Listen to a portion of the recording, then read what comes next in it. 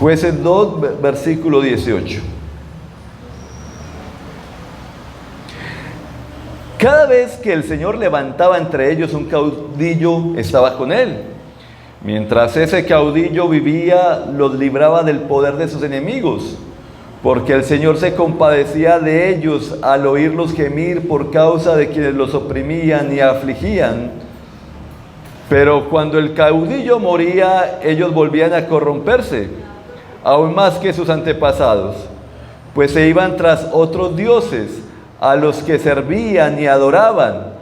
De este modo se negaban a abandonar sus malvadas costumbres y su obstinada conducta. Por eso el Señor se enfureció contra Israel y dijo: puesto que esta nación ha violado el pacto que yo establecí con sus antepasados y no me ha obedecido, tampoco yo echaré de su presencia a ninguna de las naciones que Josué dejó al morir. Las usaré para poner a prueba a Israel y ver si guarda mi camino y anda por él, como lo hicieron sus antepasados. Por eso el Señor dejó en paz a esas naciones, no las echó enseguida, ni las entregó en manos de Josué. ¿Listo? Y yo le invito para que levante una oración y me acompañe a orar y que sea Dios hablando a su vida, a su corazón.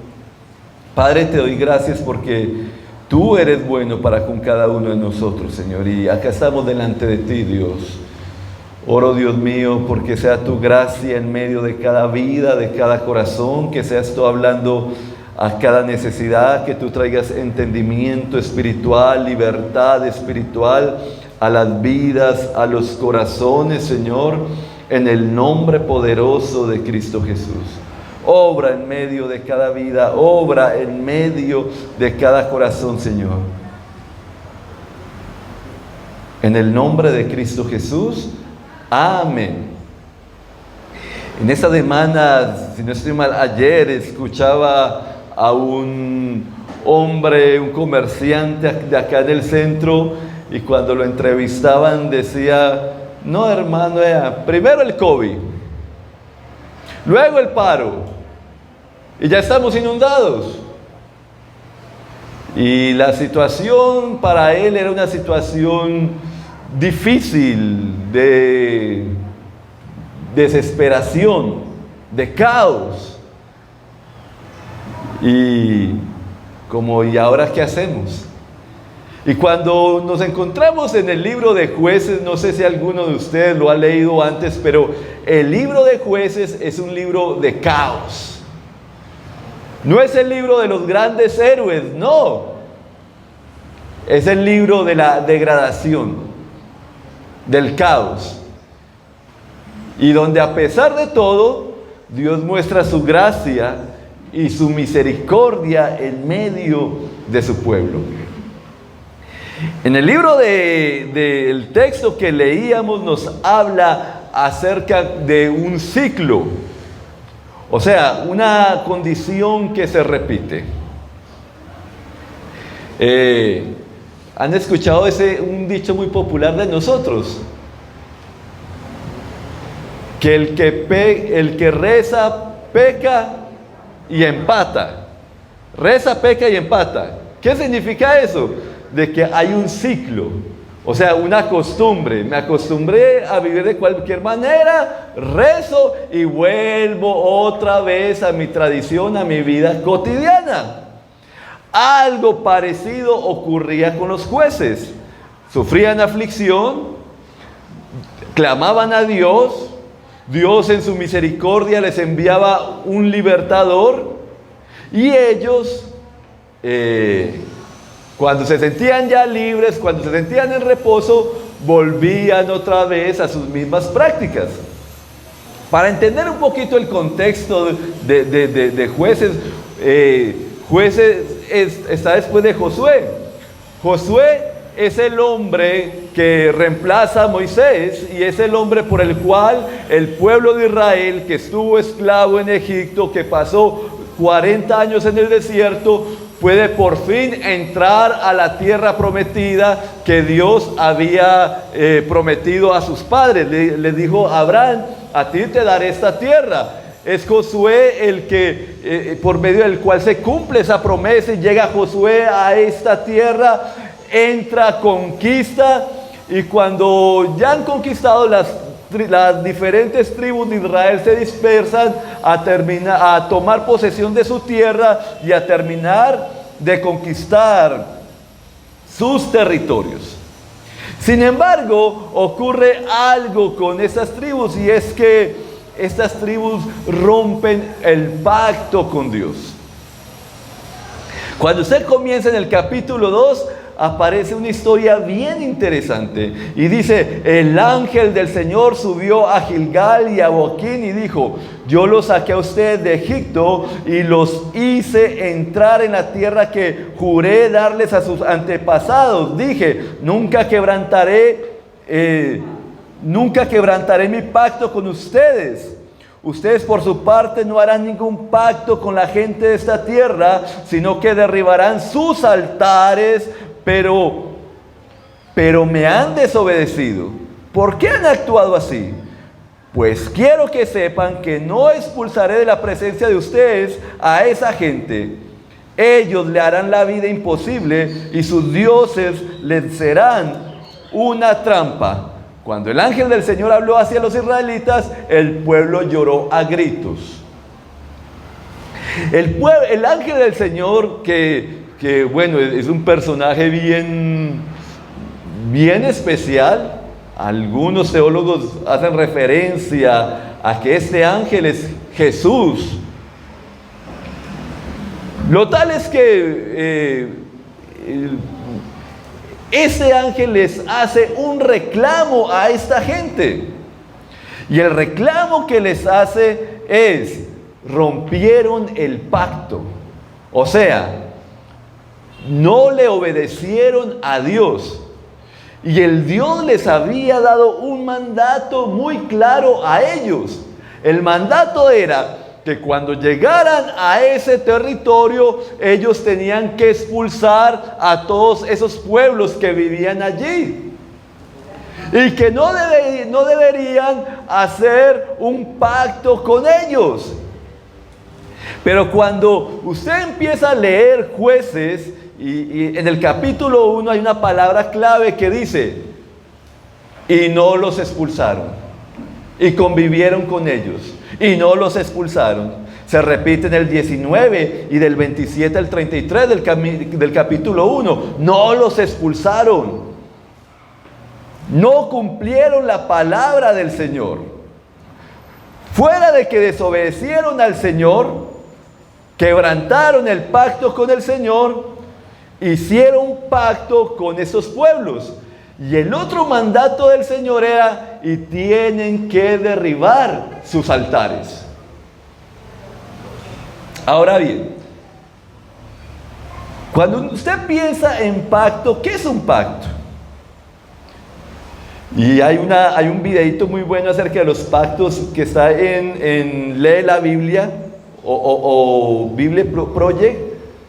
Bueno, así lo deletreo yo, usted sabe inglés. Y hay un videito de los pactos, y me gusta cómo ellos lo dicen. Un pacto es una asociación con Dios para alcanzar una meta. O sea, Dios se asocia con el hombre para alcanzar una meta. Una definición de alianza es algo similar. Pacto o unión entre personas, grupos sociales o estados para lograr un fin común. O sea, Dios coge un pueblo y dice: bueno, quiero trabajar con ustedes, quiero que se hagan al lado mío y vamos a cumplir esta meta.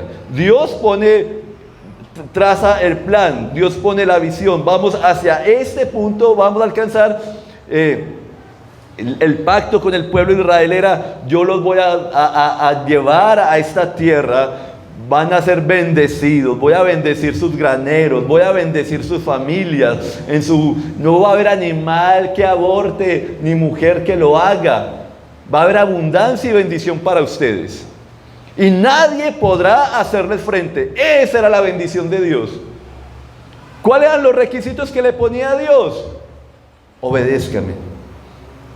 Porque Dios quería de hacer de Israel un pueblo diferente a todos, para que se marcara la diferencia de un pueblo que vive bajo la dirección de Dios y aquellos pueblos que no viven bajo la dirección de Dios. Y al ver los pueblos, la diferencia que había en el pueblo, dijeran: wow, ahí ese Dios de Israel es el Dios verdadero, y las naciones buscaran de Dios. Eso es un pacto. Entonces, los israelitas quebrantaron ese pacto. Ahora bien, usted surge una pregunta muy ética que usted se hace, y es: ¿y por qué tenían que proceder de esa manera? ¿Por qué los tenían que expulsar? Porque eso suena a injusticia social, y eso como que incomoda, y más en estos tiempos.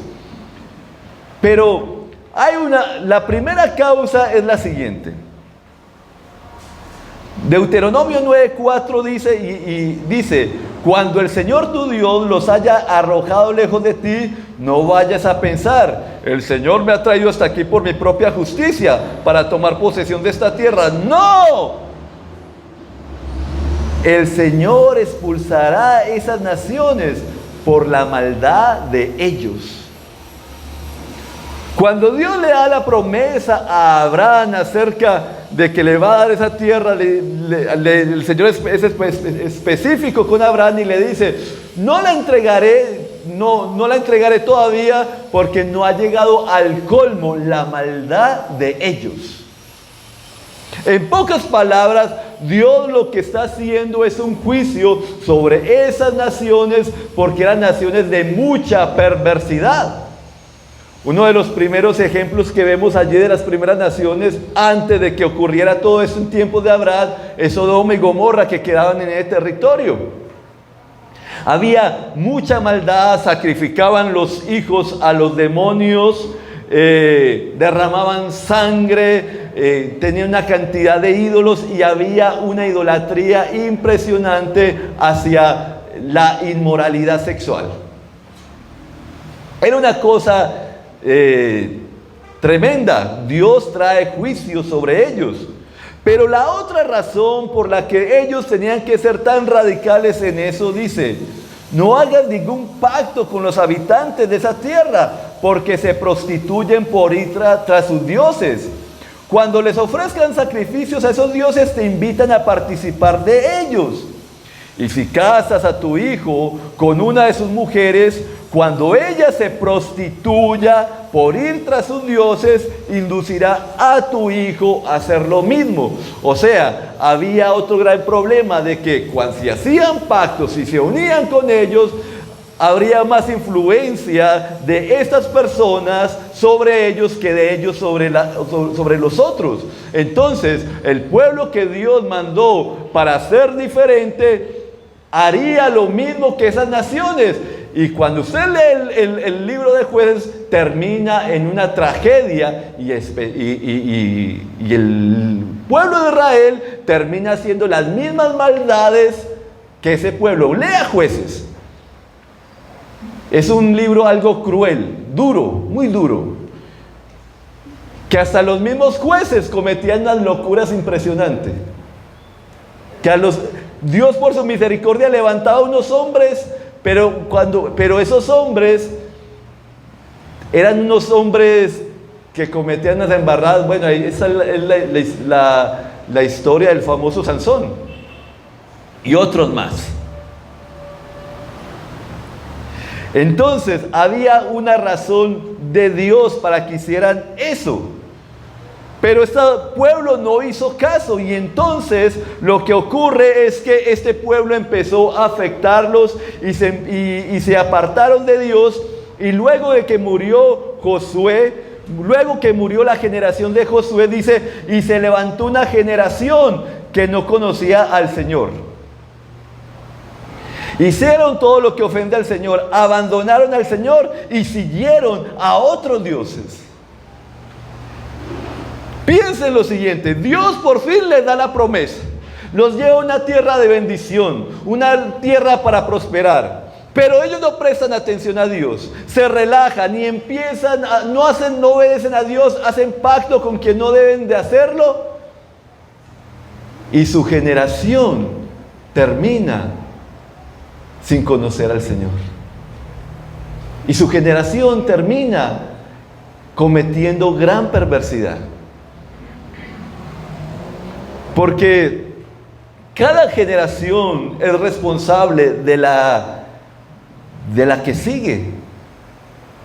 En el área evangélica, los que trajeron el evangelio fueron hombres y mujeres de Dios, consagrados a Dios, que vivieron momentos muy difíciles, muy duros. Muchos de ellos, si levantaban una iglesia en un pueblo, la iglesia terminaba sus muros con estiércol humano. Y acá hubieron mártires cristianos por causa del evangelio, y ser cristiano no era hacer algo raro, y sufrieron persecución. Sin embargo, eran hombres que servían a Dios, y muchos nos hemos beneficiado con las bendiciones de ellos. Muchas familias han crecido en hogares cristianos, pero llegó la libertad, la bendita libertad, la bendición de que nadie nos fastidie, nos moleste por congregarnos, por ser cristianos, pero al mismo tiempo llegó el adormecimiento, y al mismo tiempo olvidamos la palabra de Dios, y al mismo tiempo empezamos a hacer pactos con los valores de este mundo, y al mismo tiempo empezamos a ver que las generaciones, aunque están en iglesias, no conocen al Señor. No están conociendo al Señor, porque sus actos demuestran lo contrario. Y me parece interesante cuando dice, hicieron lo que ofende al Señor, lo que ofende a sus ojos. Porque una cosa es yo decir lo que es bueno o malo, y otra cosa es qué es ofensivo a los ojos de Dios. Abandonan al Señor y levantan nuevos ídolos. Hay una palabra que se repite mucho en el libro de los Jueces, y es: en aquella época no había rey en Israel, y cada uno hacía lo que mejor le parecía. Y si lo decimos en palabras más populares, en aquel tiempo no había quien gobernara, y cada uno hacía lo que le daba la gana. Y son tiempos que podemos sacar muchas enseñanzas en cuanto a nuestro tiempo, porque vivimos un tiempo donde se exalta al individuo, donde las instituciones se desacreditan. Toda institución que representa algo de autoridad, en este momento la policía, hay una gran batalla contra lo que significa familia, contra lo que significa ser un papá o ser un hombre. Hay una gran batalla para destruir todo aquello que significa autoridad. Y entonces se levanta una generación que sí nos va a libertar, que ella sí sabe lo que es bueno y malo. Y la verdad es que no es algo nuevo, es una historia repetida. Entonces ellos entran en un ciclo, una repetición de los mismos hechos, lo que les decía anteriormente. Dice, Dios permite, cuando ellos toman esas decisiones, la palabra dice, y Dios los entregó a sus enemigos. Y esa palabra, entregó a sus enemigos, es bien interesante, porque entregar es exponer algo a alguien. Yo estoy exponiendo, yo estaba protegiendo esto, pero ahora vea, lo entrego. Y usted encuentra la palabra por decir, cuando el Padre entrega a Jesús a los hombres. Y los hombres hacen lo que se les antoja con nuestro Señor Jesús. Nosotros lo hicimos. Nosotros matamos al Salvador. Es la misma palabra que habla en Romanos acerca de la humanidad. Dice en Romanos 1:24: por eso Dios los entregó a los malos deseos de sus corazones, que conducen a la impureza sexual, de modo que degradaron sus cuerpos los unos con los otros. Como quien dice: ¿usted quiere vivir así? Listo, yo lo entrego. ¿Quieres? Yo lo entrego. Es la vida que... Entonces dice la Escritura: y se entregaron a sus pasiones. Así quiere vivir, listo, vaya. Dentro de la parte de iglesia hay algo que causa bastante interés, porque dice: entreguen a ese hombre a Satanás para destrucción de su naturaleza pecaminosa. Alguien de la iglesia como tal, Pablo le dice a la iglesia: entréguenlo a Satanás. Es como que suena como terrible, ¿cierto? Pero entregar a alguien a Satanás significa alguien que ha decidido vivir, en este caso alguien de la iglesia que ha decidido vivir desordenadamente, contrario, rebelde a Dios. Y entonces lo que hace la iglesia es: quitamos la protección espiritual. Y esta persona queda expuesta a lo que el diablo haga con ella. Y entonces ellos fueron entregados. Y los enemigos se levantaron y los enemigos los oprimían. Y es la misma historia, usted se ve la historia. Y Dios levantó a los amonitas, y Dios levantó a tales, y los oprimían, les robaban las cosechas, les robaban su alimento, se apropiaban de todo lo de los israelitas. Y en medio de todo ese caos había angustia, y en medio de la angustia ellos clamaban, gemían al Señor, pedían al Señor misericordia. Y dice que el Señor sentía compasión cuando los escuchaba gemir. Y eso es bien interesante, que el Señor es un Dios compasivo, que el corazón contrito y humillado no rechaza. Piense, ellos no eran dignos de ser escuchados, pero claman al Señor y Dios tiene misericordia de ellos y levanta a un juez. Un juez no era que levantaba, que ponía ya toda la parte judicial. No, un juez era un caudillo, un líder que los lideraba para pelear contra los enemigos, y él hacía justicia en medio del pueblo. Lo tal es que cuando ellos eran liberados, cuando ellos ya se sentían libres de sus enemigos, no escuchaban. Dejaban de escuchar a sus jueces, volvían atrás, se corrompían aún más, siguiendo a otros dioses, y no dejaban sus costumbres ni su camino obstinado. O sea, seguían las mismas costumbres, los mismos hábitos, y su corazón era terco, y la ira del Señor se encendía. Un ciclo que se repite. Se lo pongo más cercano a usted. Piense en alguien que lucha con una adicción, la que sea, desde la drogadicción hasta las redes, porque hoy en día hay una gran lucha de la adicción a las redes. Entonces, por causa de la adicción hay entrega. Se vuelve esclavo la persona de X o Y cosa. Cuando la persona se siente esclavo de X o Y cosa, él clama, pide ayuda, se siente desesperado y recibe la ayuda. Y cuando recibe esa ayuda, esta persona siente libertad, se siente contento, se siente feliz. Pero se relaja, no cambia hábitos, no cambia costumbres. Y cuando llega la prueba, llega un momento de tentación, Llega un momento de lucha emocional. Vuelve nuevamente a su adicción. Igualmente ocurre, pongamos el ejemplo en la parte espiritual.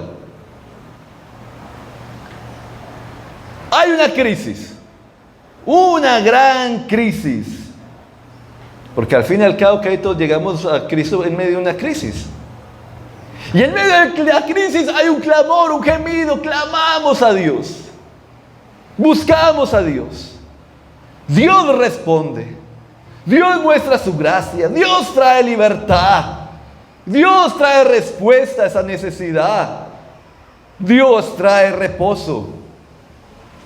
Pero la persona sigue con los mismos hábitos y costumbres.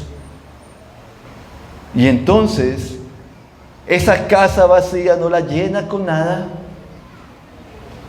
Y esa casa vacía se vuelve en un lugar para que vuelvan espíritus a habitar en ella. Y la persona quede peor. Y es un ciclo, un ciclo. ¿Por qué? Porque estamos pensando en la necesidad del momento, pero no nos damos cuenta de cosas que estamos haciendo erróneas que nos llevan a lo mismo. ¿Cómo se puede romper un ciclo?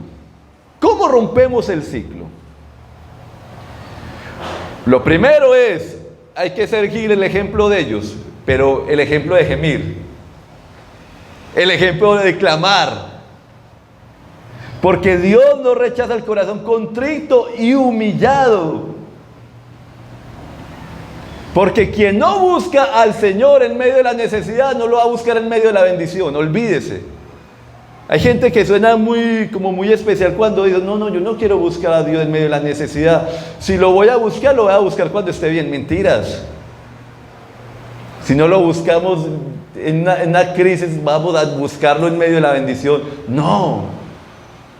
Lo que nos lleva a buscar al Señor es que hay algo que sentimos que no. Usted puede, no necesariamente, las crisis pueden variar de uno a otro. Alguien puede tener todo lo que se necesita para vivir bien. Tiene una buena posición social, tiene una buena posición económica, está bien en su familia, pero dice, no me hallo. Necesito algo diferente en mi vida. Y esa crisis emocional lo hace gemir, clamar, y Dios responde, y Dios trae su mensaje, y esa persona se goza, se alegra, y ve la mano de Dios. Entonces, en primer lugar, no deje de gemir, no deje de clamar. En segundo lugar, derribe los altares paganos. Lo mismo que Dios les mandó a este pueblo: derribe los altares paganos. Ahora bien, no haga yo como yo cuando comencé en el Evangelio, que busqué dañarle las imágenes a mi mamá. ¿Y qué problema me metí? No, usted tiene que respetar a la gente. Usted tiene que derribar los altares suyos. Son los altares que usted ha levantado, los que usted tiene que derribar. Yo sé, lo más posible es que yo no tengo nada en la casa, no. Pero hay altares de ídolos. Y significa romper hábitos y costumbres que son normales para esta generación, pero son maldad a los ojos de Dios. Ejemplo de ídolos: sexo, poder y dinero. Ahora bien, ¿significa que el poder, el dinero y el sexo son malos? No. El poder, Dios da poder, viene de Dios. Dios nos da poder para hacer riquezas, las bendiciones. Dios nos bendice también en esa área.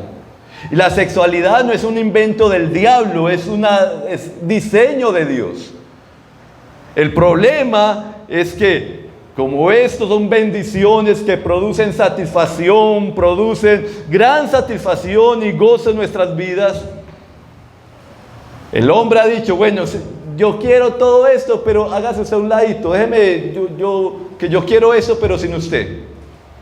Con que Dios dijo, bien sabe Dios que el día que ustedes coman de fruto serán como dioses, sabiendo lo bueno y sabiendo lo malo. Con que Dios dijo.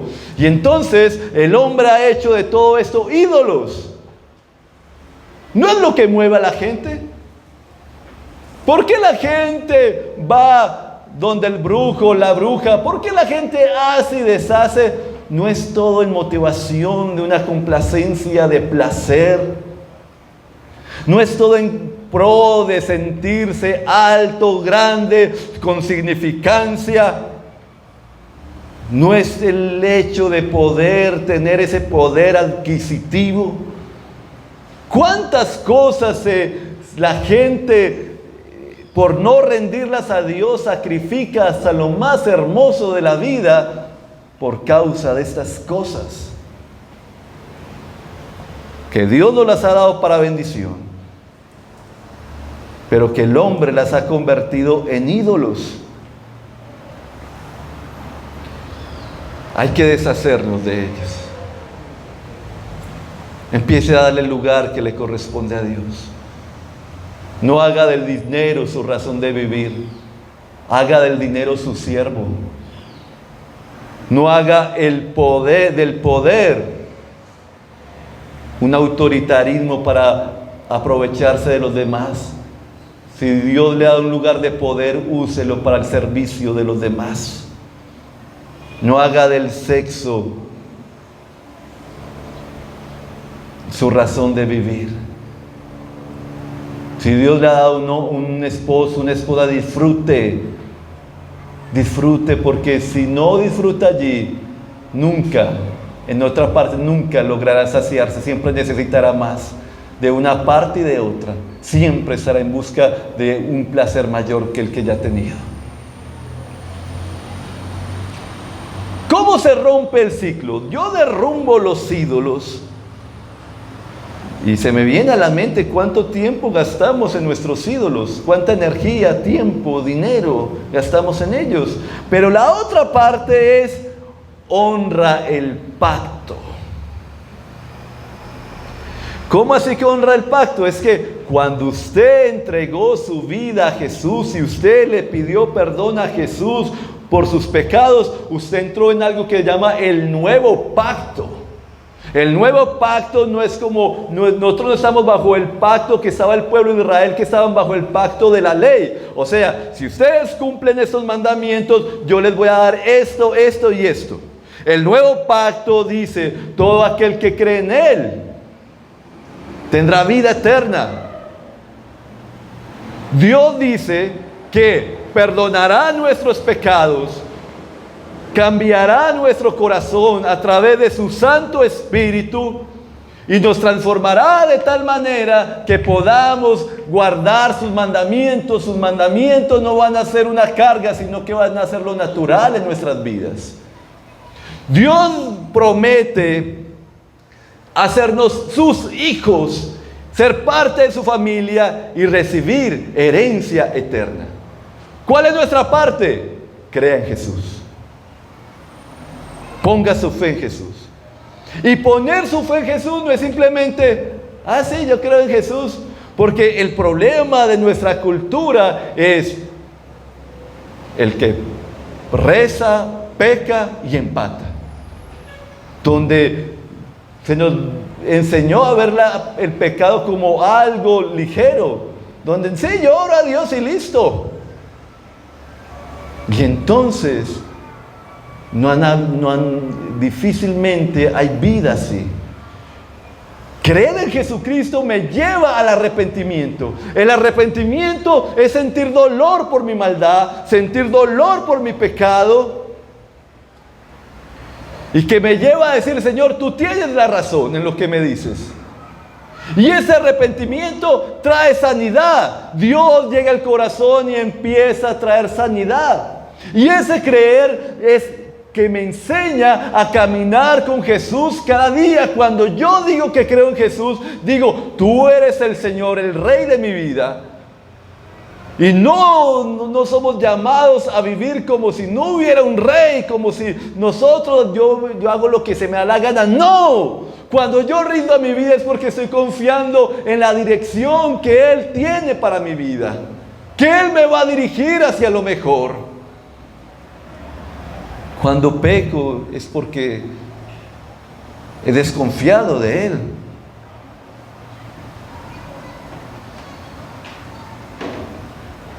Nosotros no vivimos en los tiempos de los jueces esperando un libertador. No estamos en la tierra prometida. Todo lo contrario, somos extranjeros y peregrinos en esta tierra. Pero igual que los jueces, vivimos en un mundo caótico con valores contrarios a los nuestros, que cada instante nos pone a prueba con sus espinos. Ese siempre ha sido el peregrinaje de los hijos de Dios en medio de una tierra caída y corrupta, porque la corrupción no es solamente cuestión de políticos. Hoy es muy notorio poder ver parte de estos poderes, cómo actúan en el mundo. Y una de las formas en que usted los ve tiene un apellido y se llama progresismo. Lo tiene el gobierno actual e irónicamente también lo tienen los opositores, o sea, los de la izquierda. Lo tiene el alcalde de Medellín y lo tiene el alcalde de Bogotá. Ese nombre no significa progreso. Progresismo no es lo mismo que progreso, son dos cosas diferentes, simplemente que la otra suena muy bonito. No significa progreso como algunos creen.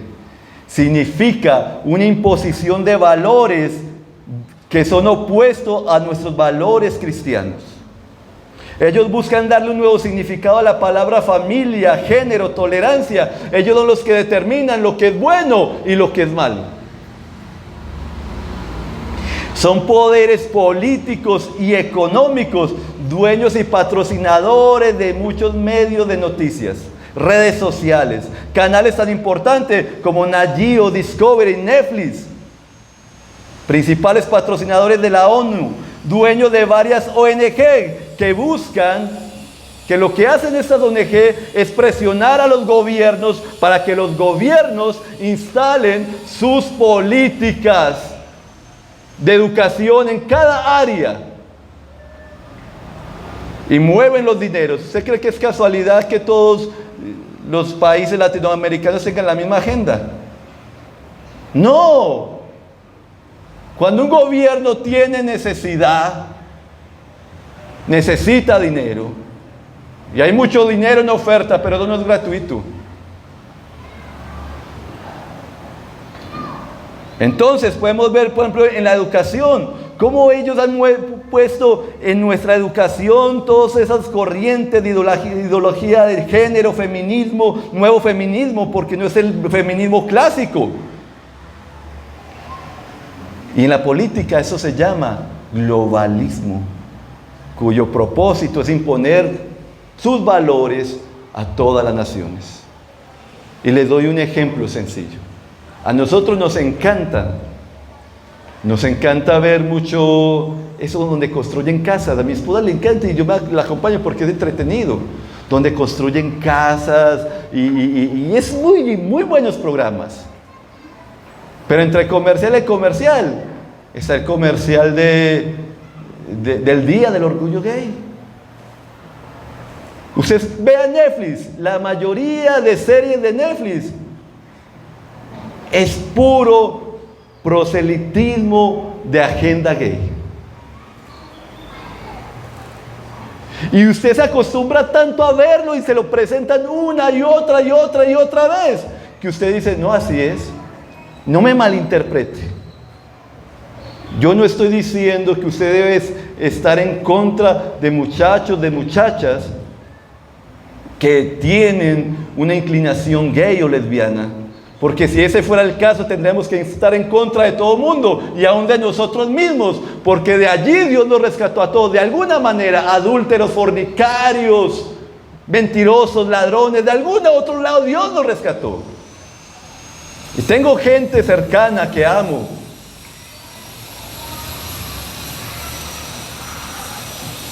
Pero el punto es que nos están metiendo diciendo, así tiene que ser, así tienen que educar a sus hijos. Y cada momento la mente de la gente se vuelve tan normativo, tantas cosas se vuelven tan normativas.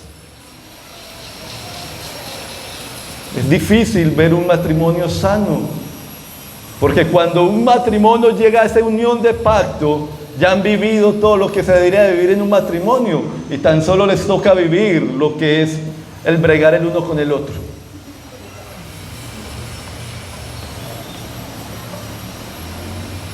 Y entonces nosotros a veces nos hacemos como de la lente de los ojos, de los oídos sordos, como que no vemos, y nosotros mismos estamos siendo adoctrinados, y todo lo vemos como normal, y todo lo vemos como tan, y se nos ha olvidado los principios de parte de Dios, los pactos de parte de Dios.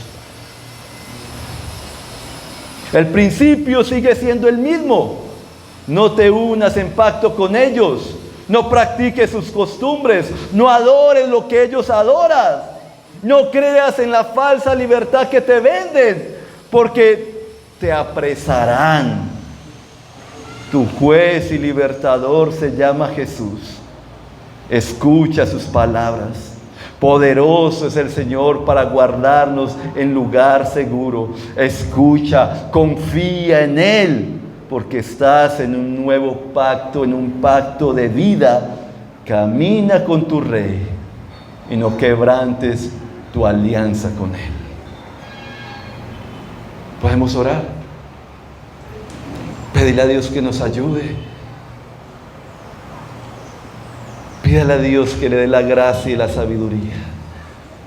Usted tiene que entender qué es lo que es de Dios y qué no es de Dios. Si usted no ha rendido su vida a Cristo, ríndala, dígale: Señor, yo quiero algo diferente.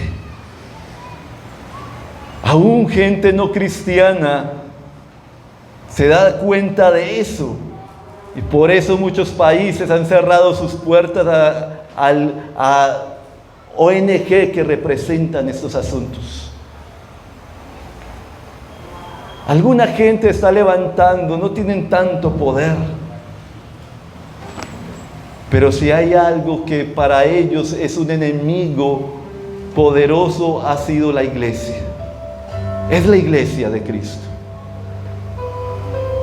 Pero cuando la iglesia vende sus valores por agradar a la gente, por quedar bien con fulano, por perano, perdemos nuestro poder. Nadie hará frente, nadie te podrá hacer frente. Y si hemos fracasado, porque hemos sido infieles, qué bueno saber que gemimos a Dios. Gemimos a Dios y el Señor nos perdona. Él ha enviado a su libertador. Tenemos un sumo sacerdote que no es indiferente ante nuestras luchas. Pero es importante de que empieces a cambiar hábitos y costumbres. Cuando la gente lucha con adicción, una de las cosas que me ocurre preguntarle es: mándame un listado de tus 24 horas del día y dime a qué te dedicas en ese tiempo. ¿Qué haces en ese tiempo? ¿Qué haces en ese horario? ¿A qué le dedicas tu energía, tu tiempo? ¿Cuánto de ese tiempo está centrado en el Señor? Esto ha hecho que muchas parejas creyentes cristianas, algunos están tomando la decisión de tomar un modelo de ser ellos mismos los educadores de sus hijos en la parte en cuanto al colegio se refiere. Nuestros muchachos van a la universidad y se encuentran con un profesor ateo que los ataca. A nuestros hijos les imponen en el colegio a creer esto y aquello otro. Y nosotros estamos tan ocupados, tan entretenidos, tan distraídos,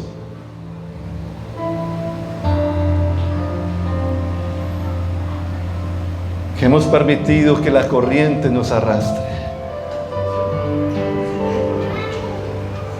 Padre, danos de tu gracia y ayúdanos, bendito Padre. Necesitamos de tu presencia, de tu ayuda. Necesitamos que tu Espíritu, Dios, nos aliente. Tú has hecho cosas buenas en nuestras vidas. Siempre podemos contar contigo, Señor. Qué rico, Señor.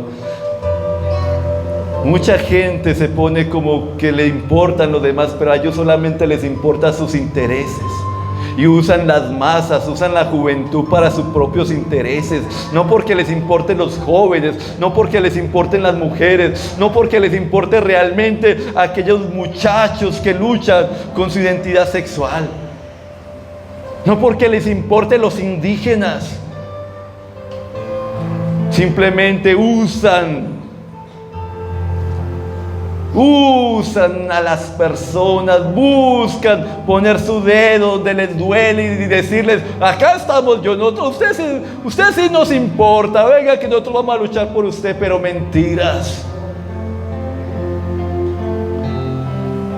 Si alguien lucha, si alguien ha metido las manos en el fuego por nosotros, ha sido nuestro Señor Jesús. Si hay alguien que nos ha rescatado en momentos de angustia, de dolor, cuando sentíamos que no podíamos, que no teníamos salida, cuando nos sentíamos indignos, llegó su mano sanadora para perdonar. Acá estoy yo, puedes contar conmigo, nunca te dejaré, nunca te abandonaré, para las que sea contigo. Solo escucha mi voz, confía en mí. Escucha mi voz, confía en mí. Escucha mi voz, confía en mí. No tienes por qué aparentarle a Julano, a Perano. No tienes por qué demostrarle a Sutano. Solamente haz lo que tengas que hacer. Solamente haz lo que yo te digo, que yo te honro, yo te bendigo. Contigo hasta el final. Contigo hasta lo último.